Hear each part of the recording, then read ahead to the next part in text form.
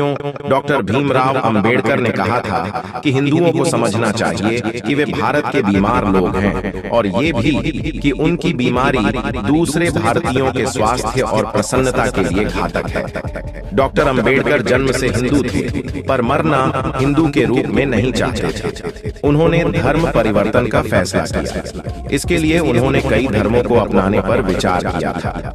इस्लाम भी उनमें से एक था। धर्म परिवर्तन से पहले उन्होंने इस्लाम के बारे में भी गहरा अध्ययन किया था। वो जातिवाद और दलितों की स्थिति के मामले में इस्लाम को हिंदू धर्म से बहुत अलग नहीं मानते थे। इलाहाबाद के गोविंद बल्लभ पंत सामाजिक विज्ञान संस्थान के प्रोफेसर और आधुनिक इतिहास के जानकार बद्री नारायण के अनुसार भीमराव अंबेडकर इस्लाम धर्म की कई कुरीतियों के खिलाफ थे। डॉक्टर अंबेडकर वो मानते थे कि इस्लाम में भी हिंदू धर्म की तरह ऊंची जातियों का बोलाबाला है और यहाँ भी दलित हाशिए पर है।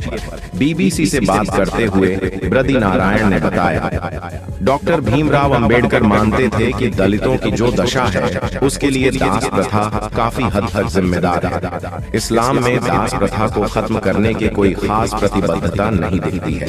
दिल्ली विश्वविद्यालय के प्रोफेसर शमसुल इस्लाम भी इस बात से इत्तेफाक रखते हैं। वो बताते हैं, डॉक्टर अंबेडकर ने धर्म परिवर्तन के लिए इस्लाम पर भी विचार किया था पर इसे अपनाया नहीं, क्योंकि वे मानते थे कि इसमें भी उतना ही जातिवाद है जितना हिंदू धर्म में। वो बताते हैं कि डॉक्टर अंबेडकर मानते थे कि मुसलमानों में भी जो हैसियत वाला वर्ग है वो हिंदू धर्म के ब्राह्मणों की तरह ही सोचता है। डॉक्टर अंबेडकर ने स्पष्ट रूप से कहा था कि देश का भाग्य तब बदलेगा जब हिंदू और इस्लाम धर्म के दलित ऊंची जाति की राजनीति से मुक्त हो पाएंगे। शमसुल इस्लाम बताते हैं, डॉक्टर अंबेडकर का कहना था कि इस्लाम धर्म के नाम पर जो राजनीति हो रही थी वो हिंदू धर्म के उच्च वर्गों की तरह की ही थी। जैसे हिंदू धर्म में ब्राह्मणवादी राजनीति का बोलबाला था, वैसे ही इस्लाम की राजनीति भी ऊंची जातियों तक सीमित थी। डॉक्टर अंबेडकर इस्लाम में महिलाओं की स्थिति को लेकर चिंतित थे। वो बहुविवाह प्रथा के खिलाफ थे।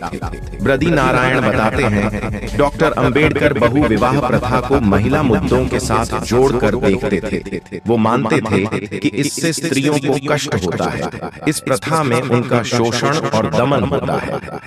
उन्होंने बताया कि डॉक्टर अंबेडकर के इस्लाम न अपनाने के कई कारणों में ये भी एक कारण रहा था। वो दलितों के इस्लाम अपनाने के पक्ष में नहीं थे। आजादी के बाद पाकिस्तान में बड़े पैमाने पर दलितों का धर्म परिवर्तन हो रहा था। डॉक्टर अंबेडकर उन्हें इस्लाम धर्म न अपनाने की सलाह दे रहे थे। वे मानते थे कि वहां भी उनको बराबरी का हक नहीं मिल पाएगा। बद्री नारायण बताते हैं कि डॉक्टर अंबेडकर को लगता था कि इस्लाम में कुरीतियों को दूर करने की आत्मशक्ति नहीं दिख रही थी और उसे दूर किए बिना समानता का भाव नहीं मिल पाता। शमसुल इस्लाम बताते हैं कि मुगल शासकों ने मनुस्मृति को पूरी तरह अपनाया था, जबकि डॉक्टर अंबेडकर मनुस्मृति के खिलाफ थे। जो भी मुस्लिम शासक भारत आए उन्होंने ब्राह्मणवादी राजनीति को अपनाया। मुगल काल को भी देखें तो मुस्लिम शासकों ने हिंदू धर्म की ऊंची जातियों के साथ समझौता कर लिया था।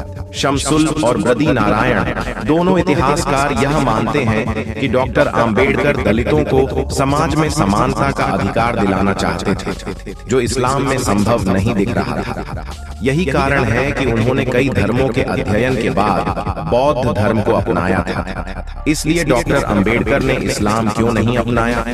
उन्होंने इस्लाम को हिंदू धर्म जैसा ही माना, जहां छुआछूत व्यापक समस्या थी। शशि थरूर डॉक्टर अंबेडकर की जीवनी में लिखते हैं कि डॉक्टर अंबेडकर ने संभवतः इस्लाम को इसलिए ज्यादा तवज्जो नहीं दिया क्योंकि वह एक बंद धार्मिक व्यवस्था थी और डॉक्टर अंबेडकर मुसलमानों और गैर मुसलमानों में भेद करने वाली समझ का विरोध करते थे। ये उनकी ऐसी अनुभूति थी जिसके प्रमाण बंटवारे के बाद पाकिस्तानी मुसलमानों के व्यवहार से मिल गए थे। बंटवारे से अनुसूचित जाति के लोग भी प्रभावित हुए। नए बने पाकिस्तान में अनुसूचित जाति समुदाय के लोगों पर भारी दबाव था। एक हल्का सा हेलो, एक हाय हो प्यारा, उस पल में तुम में और जहां सारा जो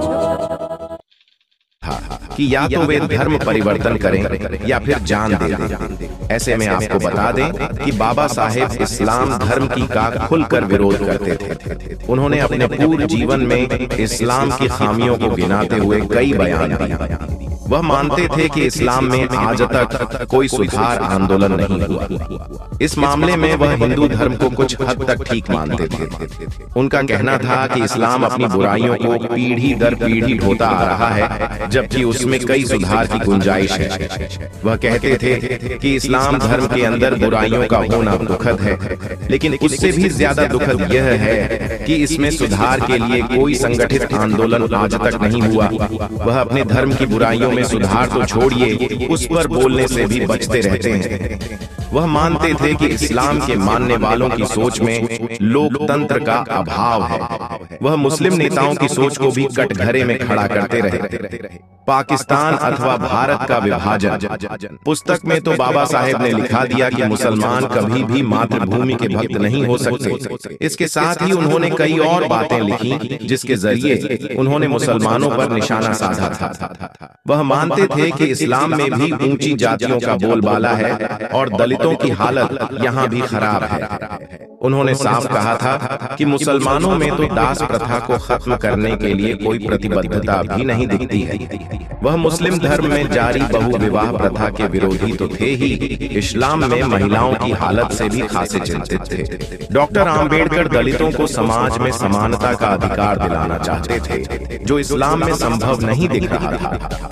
यही कारण है कि उन्होंने कई धर्मों के अध्ययन के बाद बौद्ध धर्म को अपनाया था। ये सभी बयान डॉक्टर अंबेडकर संपूर्ण वाङ्मय 15 पर आधारित है। आज की वीडियो में बस इतना ही। यदि आपको हमारे द्वारा बनाया गया यह वीडियो पसंद आया